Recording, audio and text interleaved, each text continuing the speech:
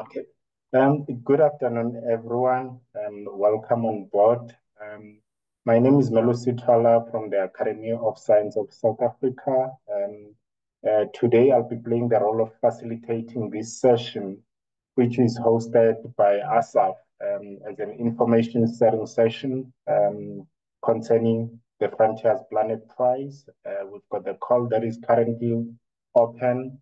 And we thought it would be good to have this session just to engage with all the national nominating bodies to clarify around the process that ASSAf and Frontiers will follow, but also to engage briefly with everyone should there be any questions that need to be clarified. So it's really a brief session to share that information.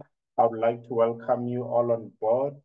We are grateful that all our speakers are already in attendance. So with that, I think we can start. We likely should have good enough time for questions, everybody. But in the meantime, or as we proceed, should you feel you want to post something, please do so on a Q&A. But we do have a session starting at 2:45, which will be open for everyone to raise their question.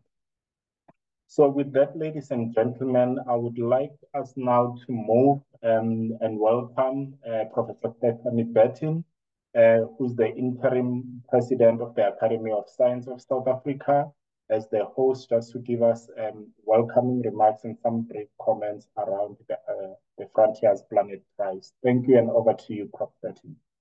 Thank you. And thank you very much for this opportunity. I'm really just introducing the webinar and also the role of the Academy of Science of South Africa in my role as the interim president. So I will be brief.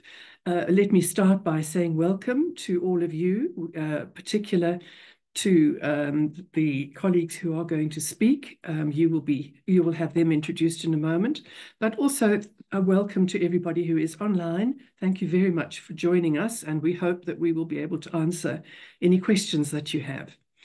So the Academy of Science of South Africa, ASSAf, is the national representative body for the Frontiers Planet Prize in South Africa. That means that we are responsible for overseeing the process of nominations for the prize and related activities in the country. And in doing that, we are working with the Frontiers Research Foundation, which is based in Switzerland. So this year, this is the third edition of the Frontiers Planet Prize. And this year, the theme is Mobilizing Science for a Global Green Renaissance, which means that it focuses on breakthroughs in sustainability science and rewards solutions that have measurable potential to help humanity to stay within the limits of the Earth's ecosystem, the so-called Earth's boundaries. South Africa has been quite successful in the nominations that we have made. In the case of the 2022 Frontiers Planet Prize, the winner was South African, at least a collaboration between South African and Kenyan scientists on the work which was headed Nature-Based Solutions in Mountain Catchments which reduce impact of anthropogenic climate change on drought stream flow. You're going to hear much more about that in a moment when we have Professor Mark New, who is representing that winning team. The contribution in 2023 by Dr. Mia Strand from Nelson Mandela University also was one of the finalists, and she highlighted the instrumental societal role on advancing sustainability boundaries, looking at the approach of ethics and looking at how scientists cannot work in isolation, but in fact need to be involved with society as well. As a National Academy of Science, of course, we would also we're very happy to see South Africa's participation. We would like to see increased participation in the prize, not only in numbers, but of course also in stimulating new solutions which can serve the whole world. And the other part of this that is important is how we collaborate, because most of this work involves collaboration. As the Academy, we work also with the Network of African Science Academies, NASAC, and we are happy to be encouraging the participation of other African partners in nominations for the prize. And so we support and encourage participation from our fellow fellows in the network, fellow academies in the network. In addition to the Frontiers Planet Prize, we also do work with, in many ways, with other African academies. And we see that as a very important way of building relationships and assisting the platform for all African scientists who can compete and network internationally in this area of sustainability science. I had the privilege of attending the prize awards meeting this year, and I was deeply impressed by the excellence of the award winners' work, and also the extent to which the program and the organizers reward and celebrate research which is truly at the frontiers of sustainability science. So I would really like to encourage our research community to work towards building visibility for the program, but also for our science. And I hope that we will see increased participation in nominations for the prize. So with that, I will stop and say thank you again, everybody, for joining us. And I hope that you're going to find this webinar useful. Thank you. Thank you, Professor Burton, for those remarks, just giving also some insight around the role that ASSAf plays for South Africa with regards to the call as well as the selection. We'll get into that later on. But first, would like to invite Dr. Gilbert de Croqueur, who comes from the Frontiers Planet Prize. He's the head of partnerships and society there. And just to give us an overall or high-level picture before we get into the South African process, which I think most of us are interested on. So, Gilbert, over to you. Thank you very much, Lucy. Are you able to hear me okay? Yes, I can hear you. I can see you as well. Great. And my screen? Great. Okay, so thank you very much. It was really empowering words, Professor Burton. I'm really pleased that you were impressed with the research that was put forward at the award ceremony last year. So what I'm going to do is I have 10 minutes or so. As most of you are familiar with the prize as you received all the brochures, I'm going to very much focus more on the process and the criteria to make it absolutely clear what has to happen at this stage so that you can put forward your nominations. So a quick recap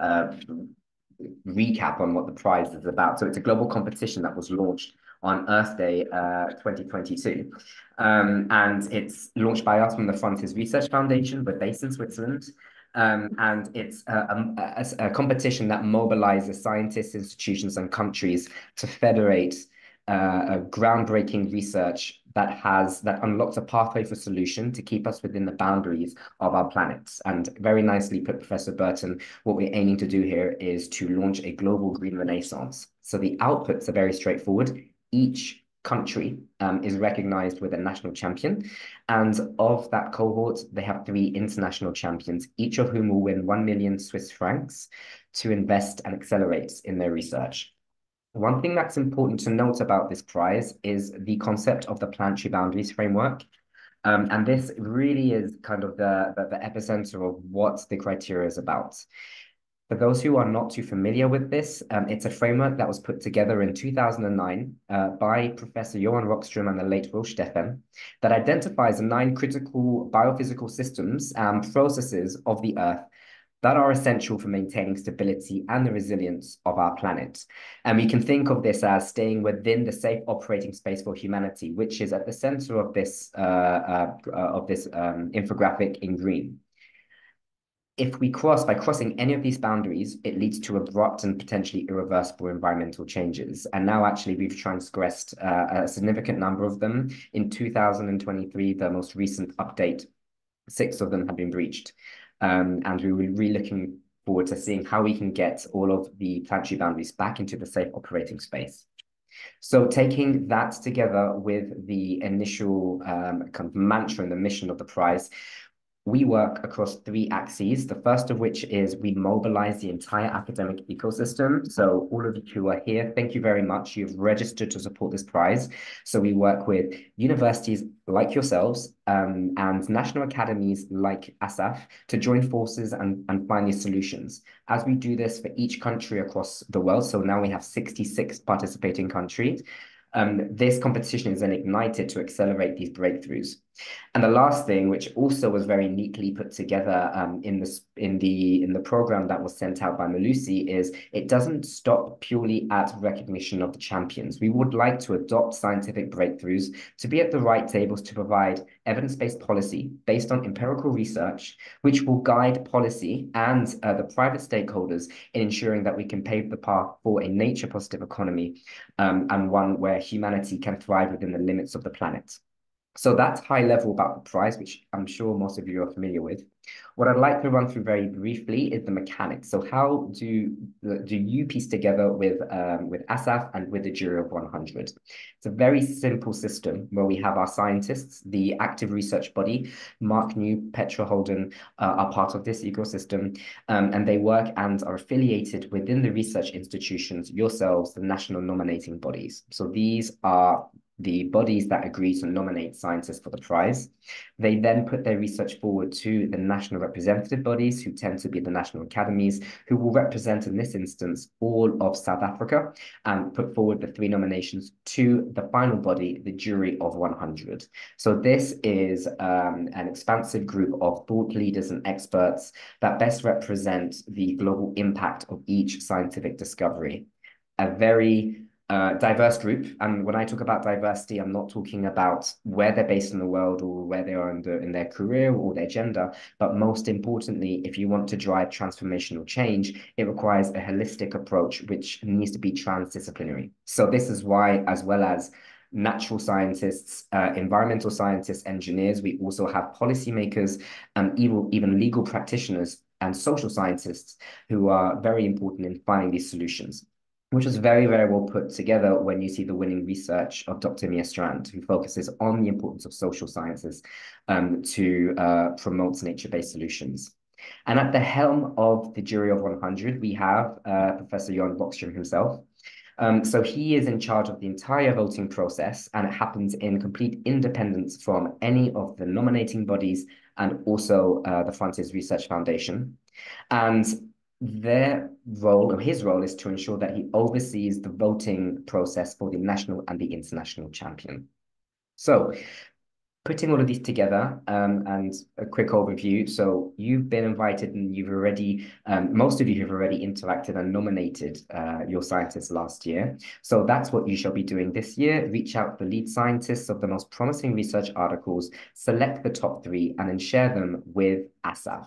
They will then collect all of the research, all of the applications, select the top 3 that best represent South Africa, and then share them with a jury of 100 who undergo the 2 rounds of voting in a very similar way as last year.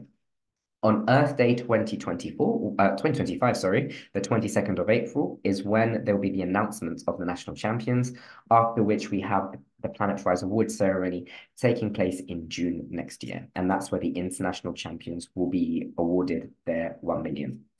Okay, so now that you're in the process of putting together your application forms and you're probably raring to go to submit them to ASSAf, let me run through the criteria very briefly so that you're completely aware. It's all based on 1 research article that's been accepted for publication in an established peer-reviewed journal that has robust peer review and transparent publication processes.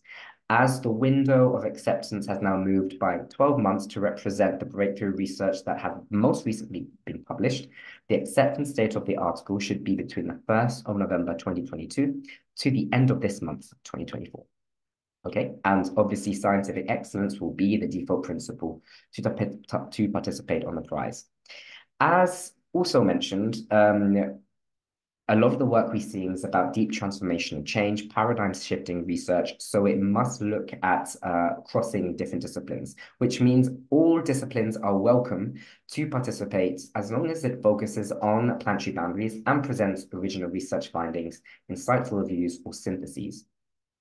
In terms of the actual content of the article, at a very high level, the prize wants to honor three things. The research itself should outline a systemic solution or a pathway that can be implemented in policies adapted commercially and, generally speaking, contribute to keeping global development within the planetary boundaries.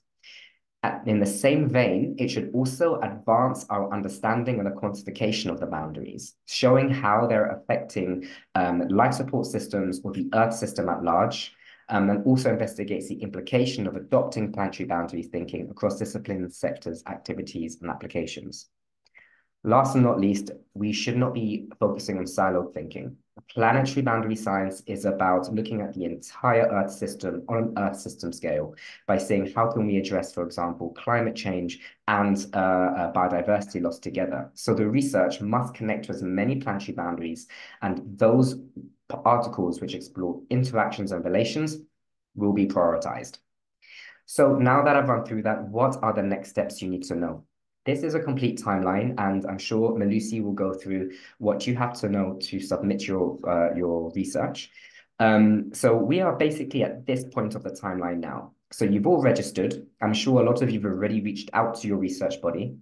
By 1st of November is when you'll be submitting your 3 nominations to ASSAf. So the next steps, you've registered. Reach out to your research body to find the lead scientist of the most promising research articles. As a reminder, the date of acceptance is between the 1st of November 2022 and the end of this month. And for those who want to know who the lead scientist is, this is completely up to you to decide. It's that person who best represents the research of the published article. If they are awarded the international champion title, they will manage the prize money moving forward. And it's not based on the hierarchical position of the author. It's the person who best represents that research group and the research of the published article. You can invite them to fill out the application form that's in the resource hub and attach the PDF of the article, and then you can submit it directly to ASSAf. And I've just realized, Melusi, you provided me 10 minutes, and I'm very happy to say that I've, as Swiss as always, I have been very punctual and finished 20 minutes past the hour. So any questions about the criteria, you can reach out to me. And yeah, LinkedIn and the websites for you to follow updates about the prize. Thank you.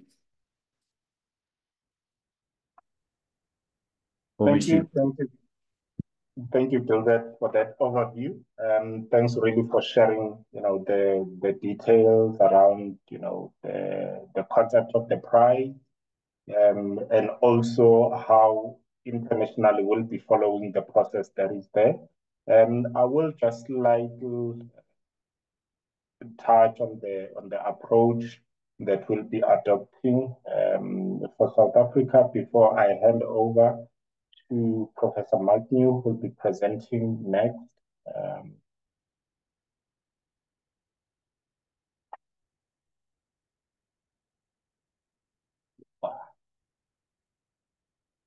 Roger, Tozam, if you can indicate if the presentation is coming through.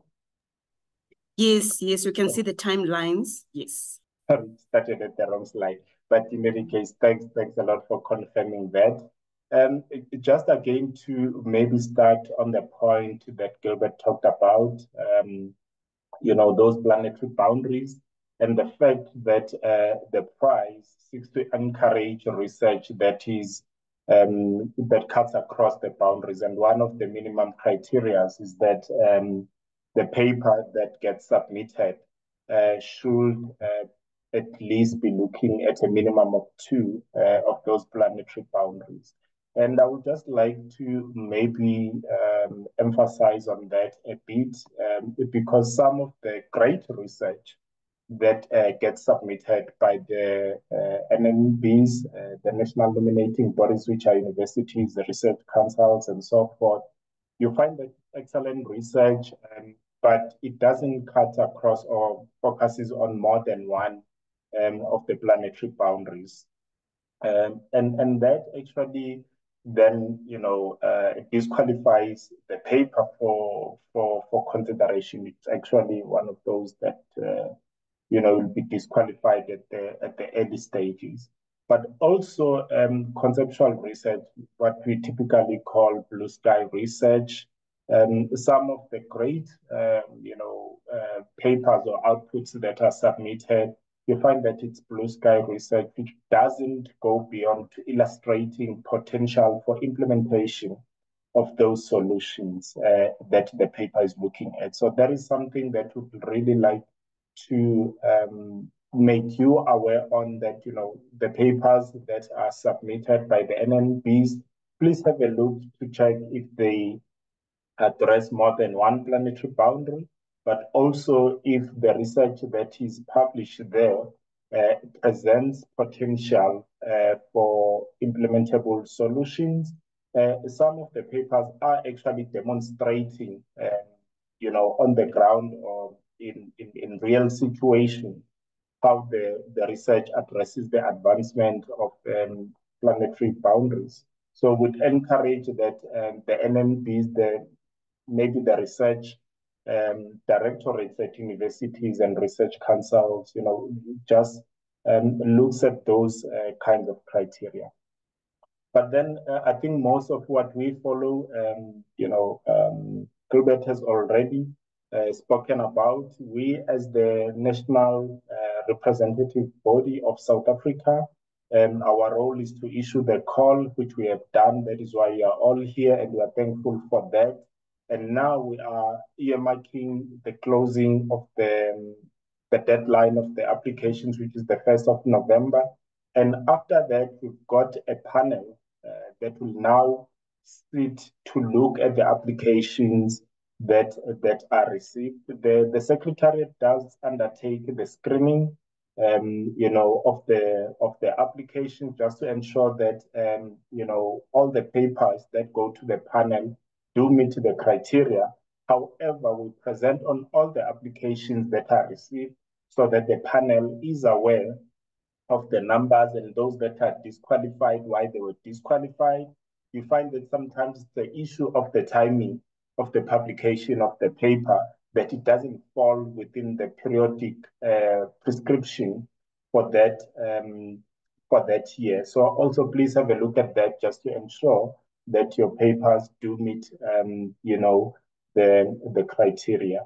The panel is chaired by our president, Professor Stephanie Betting, but that role is not exclusive to ASSAf members. So on a yearly basis, we issue a call and invite local scientists from various institutions. So that will be people based at universities and research councils, but who are practitioners within the scope of the planet, of the Frontier Planet Prize.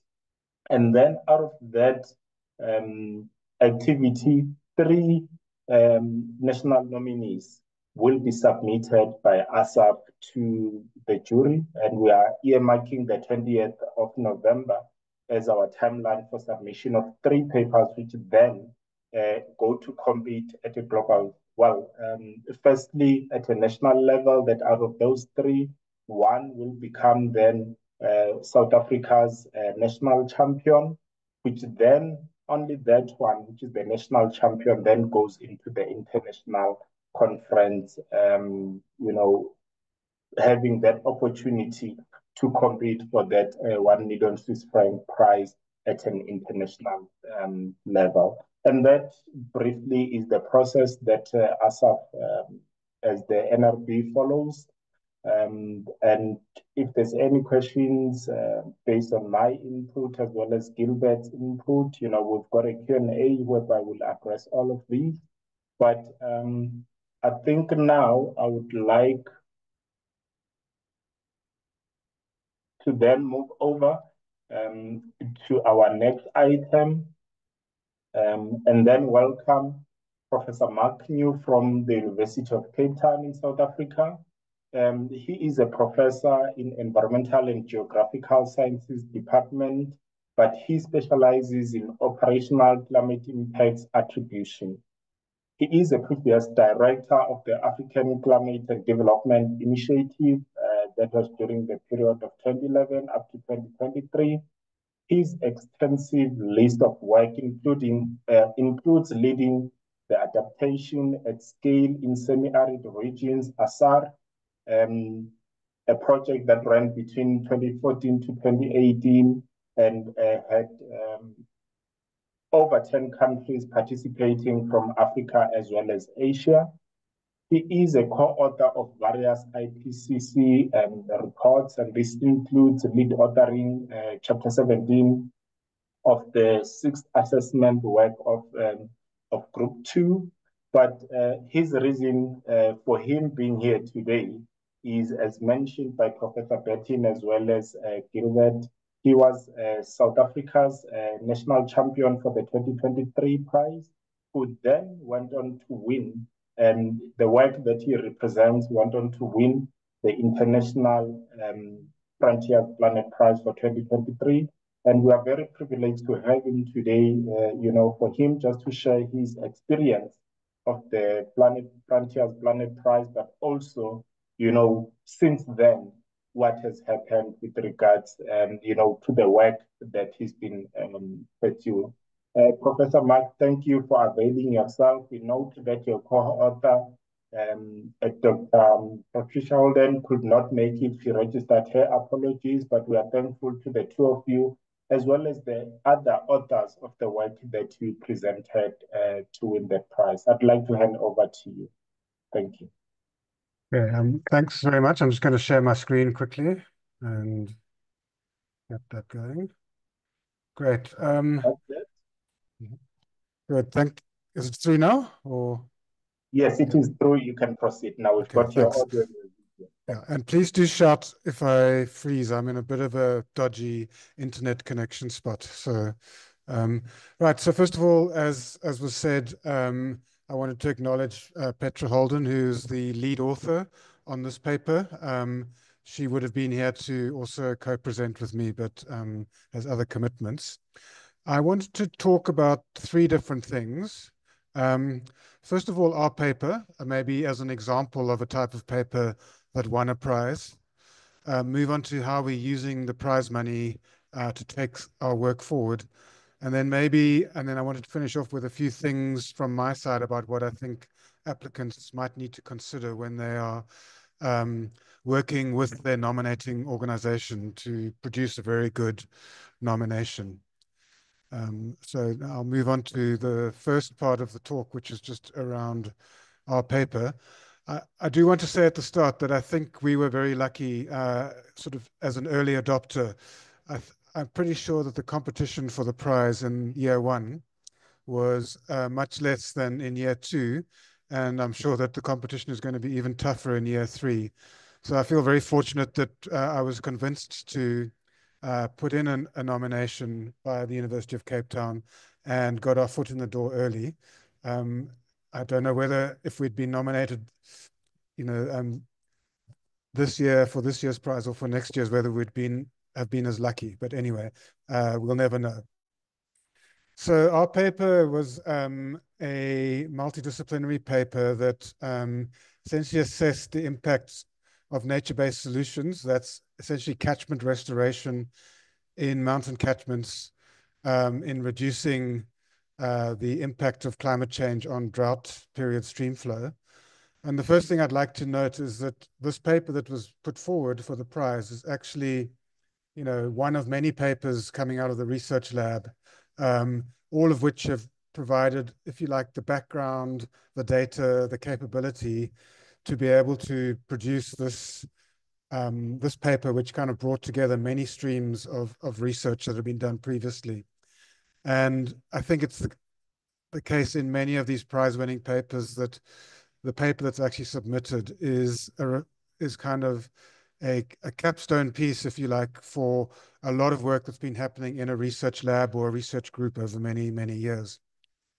And therefore, you know, in addition to the article co-authors, this work also draws off the work of many collaborators who weren't actually named authors on this particular paper, and also funding from a number of different sources. So, you know, it's one paper that's judged, but it's almost like the symbol of a range of other processes that have been going on in parallel and supporting a much longer research program. So our particular paper, I think, was interesting because, number one, it sort of addressed or intersected with 4 of the planetary boundaries. If we take the sort of version 3 of the planetary boundary system, so freshwater, climate, land systems, and biosphere integrity. And what we were really doing there was looking at how landscape management, and then obviously land systems and biosphere management, can be used as a nature-based solution to enhance the flow of water through catchments in the Western Cape during drought period. And we focused on the Cape Town drought, which, although the crisis was in 2017-18, was the result of 3 consecutive years of drought, which then led to the actual crisis and day zero in 2018 itself. And so that's the first thing I think that made this a strong competitor, is it met that criteria. And then the second thing I think that, or at least I feel was important, was that it was quite an innovative approach that took methods from a field of science called attribution science, where we try and prove the human influence on climate. So whether it's a drought event or a tropical cyclone, and applied that in a much more integrated way, applying attribution principles to both the climate driver of the drought, but also human influence on the state of the catchments that the drought was propagating through. So we were able to do what's called joint or combined attribution, where we could look at the relative contribution of both human influence on climate, but also human management of catchments in modulating the climate impact. And then finally, what we were able to do was actually quantify the extent to which catchment management, either in its current rather poor state, or if it had been well managed, would have been able to offset the impacts of the drought. And essentially what we were then able to do is provide the type of policy relevant evidence that can be used in policy and practice. And in fact, results from this study are now being used to justify further investment in catchment restoration by the Western Cape government across multiple catchments within the Western Cape province of South Africa. So that's kind of the story of the paper. I want to now move on briefly to talk about how we're using the prize money, which we're very, very grateful for. And the first thing I'd say about prize money like this is that it, first of all, comes pretty much with no strings attached. And it gives you I guess, a reserve fund to use to do the things that you can't get funded in other ways.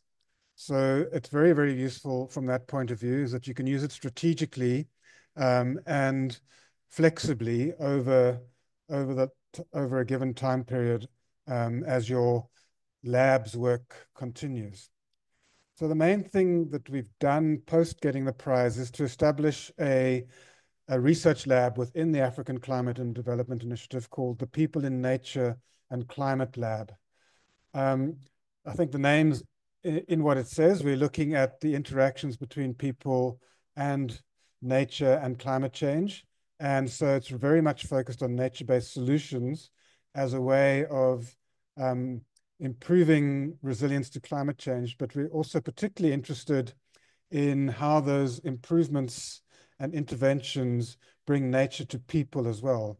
Because very often the beneficiaries of investments in nature-based solutions tend to be not the people who are actually living in the landscape where the nature-based solution is taking place. So we're trying to take a very integrated approach to think across both environmental, global, regional, and local benefits for both nature and people.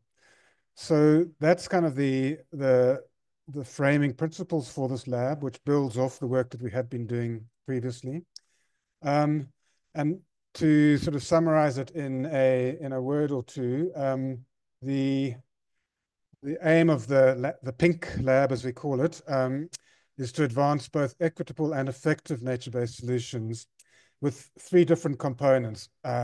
Really good research, capacity building to enable effective policy and practice, and not translation of the knowledge that is generated by ourselves and others into usable information for policy and practice.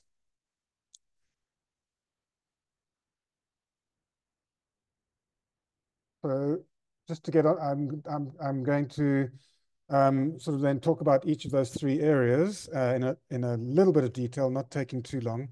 But we're really interested in really rigorous natural, social, and economic science research that can allow us to really get a strong evidence base about nature-based solutions across multiple landscapes and locations in Africa. So one of the things we're hoping to do with this lab is expand our work outside of the Southwestern Cape into other areas in collaboration with other entities. We are busy planning and building a nature-based solutions academy that will provide training to a range of different actors who work in the nature-based solutions space. And we also are working on knowledge translation through a strong communications and outreach strategy for the lab.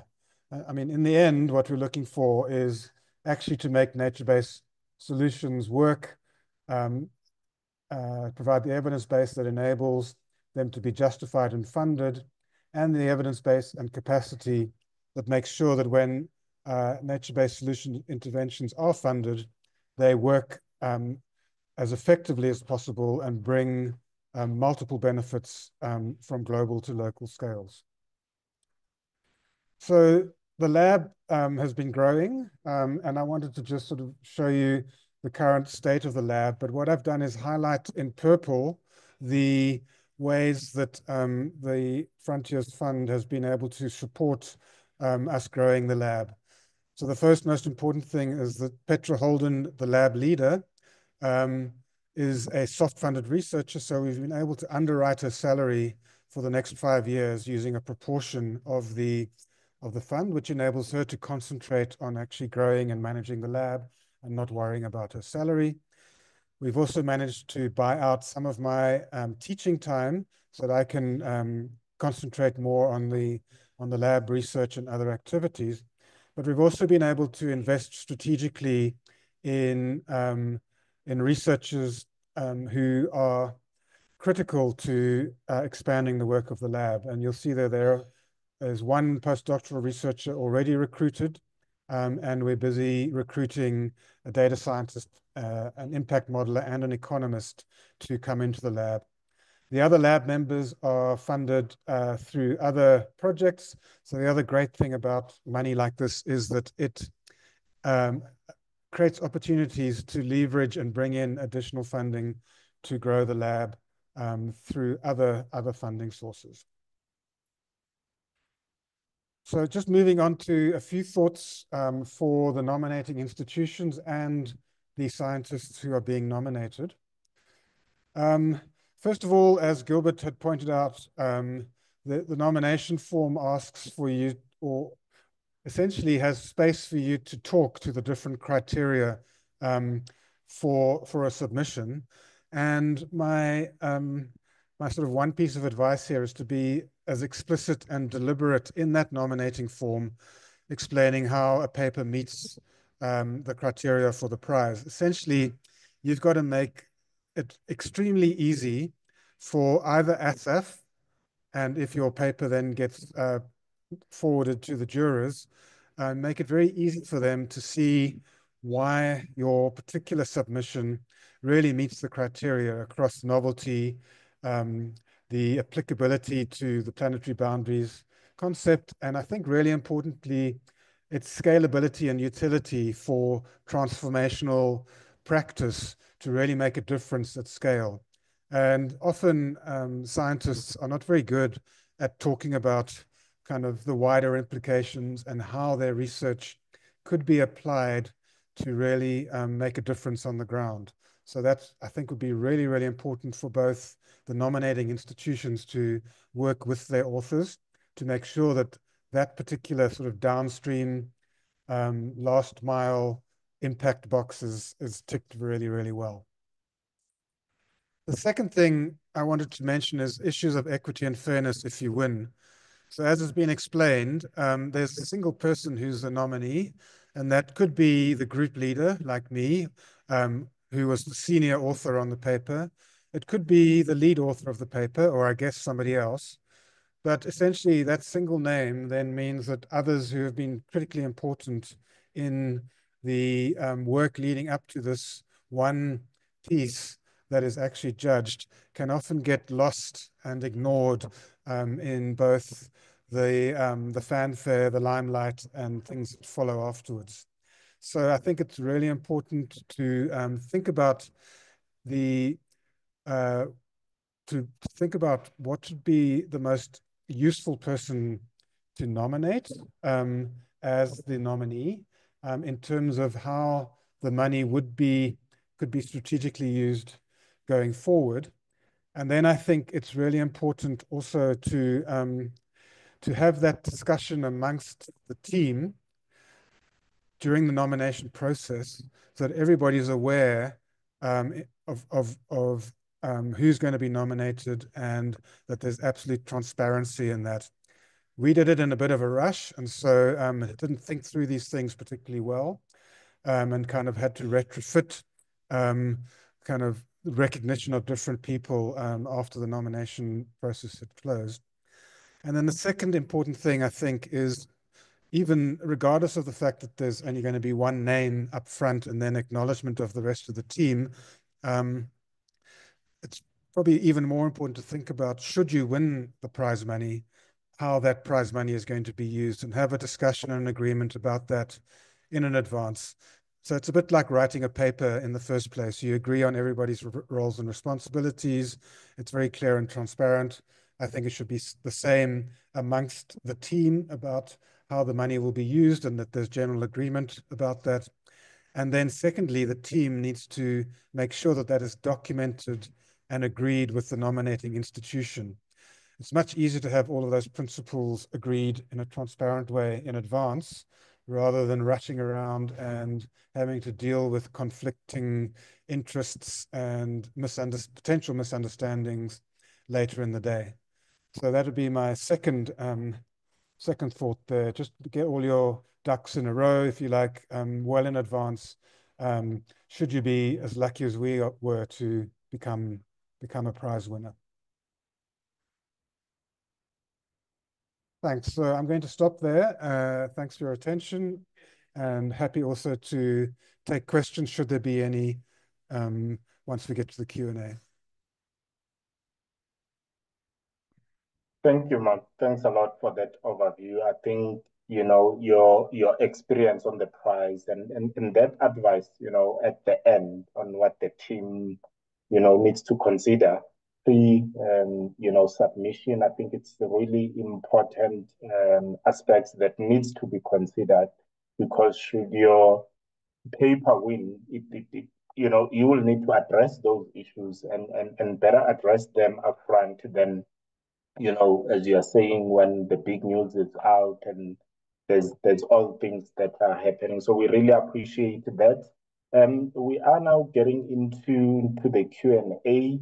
But before we do that, I thought just to highlight and maybe drawing from the programmatic output nature that Professor New talked about, that it is likely that the work that you submit will not be necessarily be coming out of a single project, but more of a program, essentially. And I thought, just to highlight on the work of the previous or the current national champion for South Africa, that is the work from Nelson Mandela University that was led by Mia Strand with Nina Rivers, Bernardine Snow, together there on that paper. And what they were looking at is how to encourage, ocean custodianship by local communities by exploring how the cultural dimensions, indigenous and local knowledge through storytelling and photos could be used to encourage,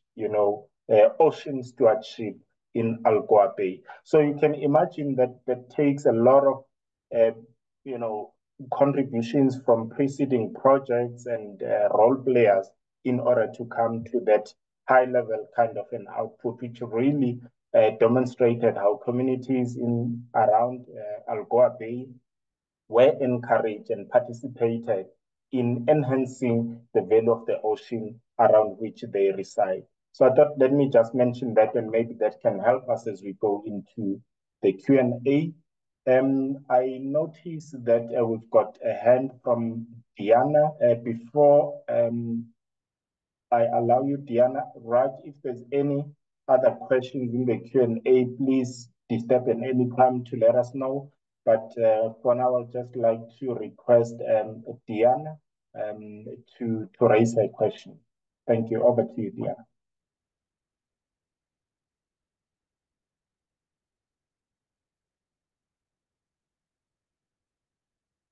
Diana, there you are. Yes, thank you very much. Thanks very much, Mark. Great to see you, and also congratulations again. My question regards to whom oversees the prize money in case one wins. Is that the university? So is that the institution, or goes it to a person? And I'm in particular asking with the thought behind, would you be changing institutions in between nomination and winning the prize?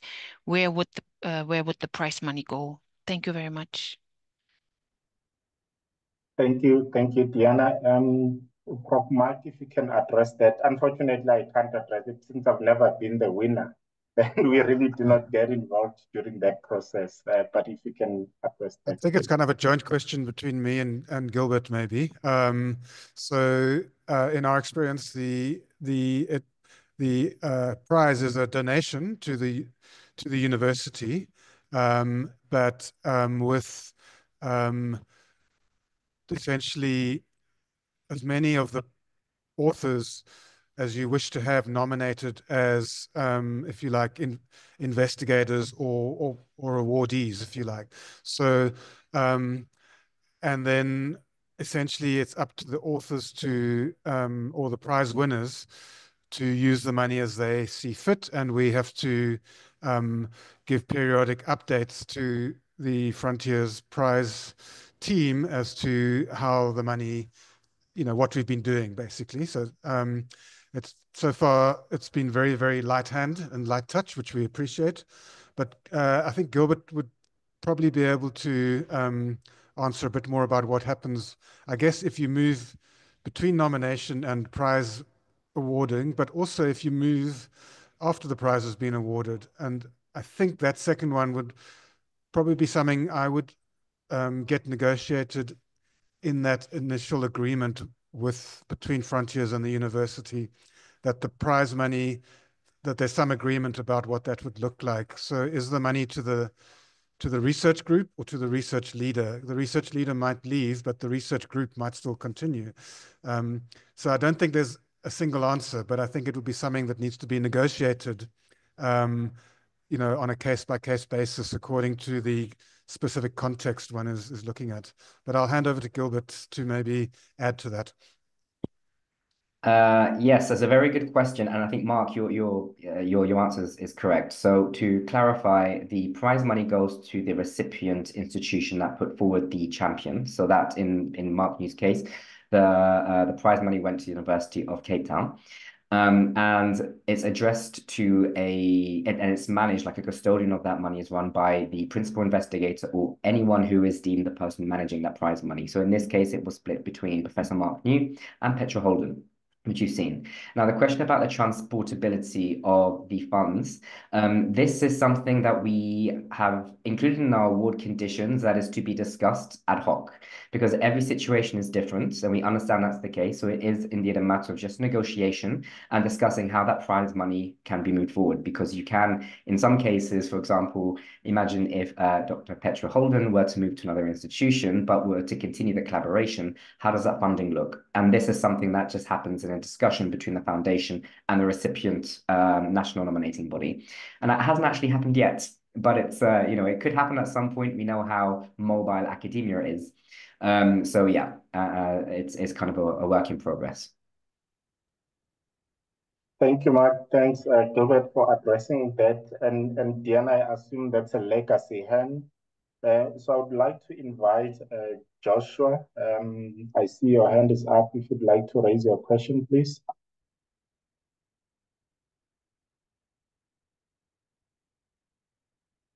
Or should I just proceed? Oh, I see your Thank hand. you.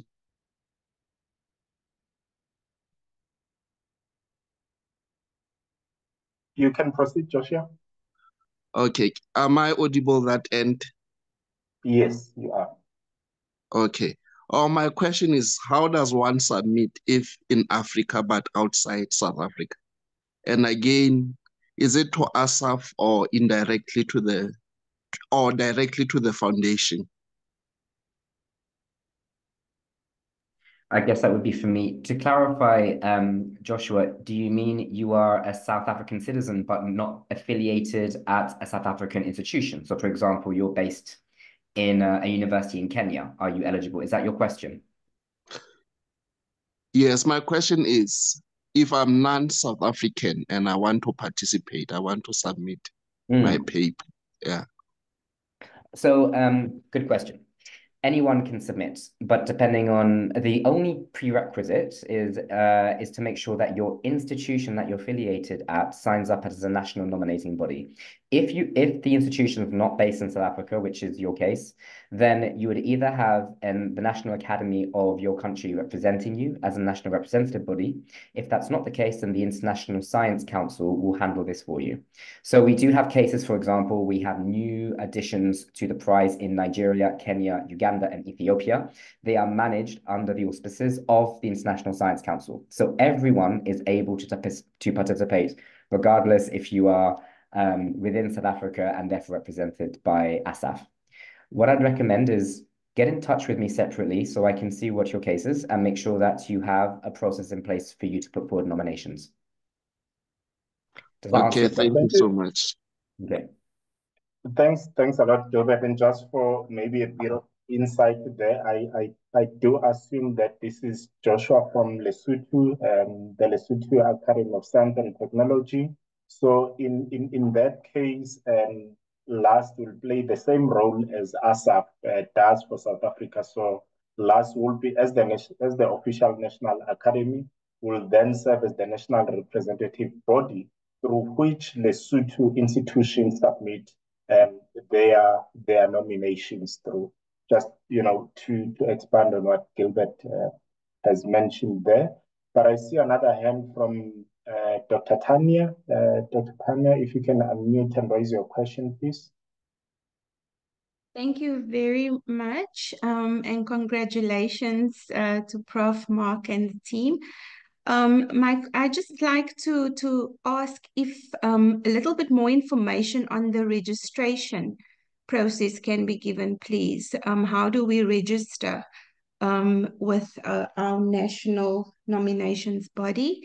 And secondly, also, I'd like to know if the presentations that were shared with us today will be made available to us who attended so that we could share and further disseminate within our spheres of influence. Thank you. Thank you, Dr. Tanya. Yes, the presentations will put them together and share with all the attendees through my colleagues, Raj or Alwani. Gilbert, if you can address the registration of the NNBs, please. Absolutely. So first of all, to register, there is a registration link that I can share with you.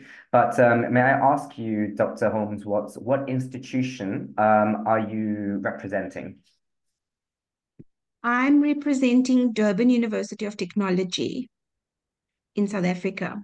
Okay, I'm just having a look now to see whether DUT is actually already registered. So we have a point of contact. What I'll do is I have dropped my email address in the chat. Could you please write to me and I can put you in contact or tell you who the point of contact is at your institution who's already managing the nominations. But DUT is registered to participate. Awesome. Thanks a lot. I'm a new recruit, so Ah, I'm still learning. Thanks a lot. yeah, baptism through fire. Okay, welcome. Thank you. Coming from DUT, we're really pleased that DUT is in attendance because we really did reach out to all the institutions, individually through the Office of the DVC of Research. So we're really pleased that not only the DUT register, but you're actively seeking more information. Joshua, I'm not certain if that's. Oh, thank you. You've just answered my question there. Okay, I do not see any hand in the chat, but we are nearing, the conclusion of our. Joshua's hand is up again, so I think he does have a question. Oh, sorry. Josh, Oh, if you can sorry. make that. I had forgot to lower it. Thank you. But I All had right. some other questions in the chat that I had asked. I would be happy Okay. if you can respond to those. Definitely will do that. And also, if you noted, Gilbert did posted his email address. So anyone who wishes to get in contact with him, please do so. If you wish to get in contact also with ASSAf, you're very much welcome to engage us through Alwani and myself as well. But the information will also be provided to you, the recording as well as, the presentation. Just respecting everyone's time and noting that we currently do not have any new hands raised, I would like now to request my colleague Toza Makoban from the Secretariat to just give us her concluding remarks, please. Thank you, Program Director. It is an absolute honor and privilege to deliver the vote of thanks and closing remarks on behalf of ASSAf. A special thanks to our Program Director, Dr. Twala.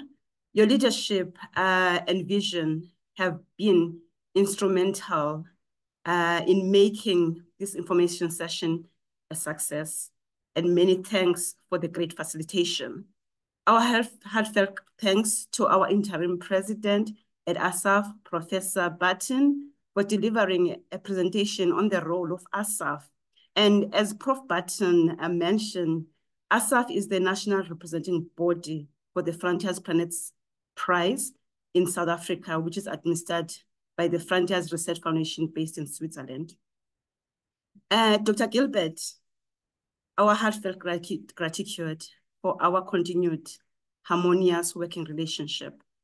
We appreciate your message, we appreciate your time, we appreciate your efforts, and we look forward to your continued involvement and support in these information sessions. Thank you very much. And Professor New, together with Dr. Holden and team, we highly appreciate and value the information that you shared today. And as the 2022 Frontier Planet Prize winner, the victory that was shared by South Africa and Kenya scientists, we have gained valuable insight and feel more informed. We are honored, very honored to have you in this session, and thank you so very much. And to our participants, to our attendees, thank you very much for joining us today for this information session. We appreciate your time and engagement. Your question and contribution have greatly enriched the discussion today. And as it was mentioned during the proceedings, should you need additional information, please don't hesitate to contact us, whether it's via email or maybe to look at the website for more information. And we wish you a great day ahead, great afternoon, or great morning, wherever you are. And last but not least, I would like to appreciate the team at ASSAf, Alwani, Raj, Melusi, Henriette, the entire organizing team. Thank you so very much. Your efforts are highly appreciated. I will now hand over to the program director, Dr. Twala. Over to you. Thank you. Thank you, Tozama, and thanks to everyone for attending, and to all our speakers as well as attendees. Thanks a lot, and this brings the session to the end. And wishing you, well with the rest of your day. Bye bye.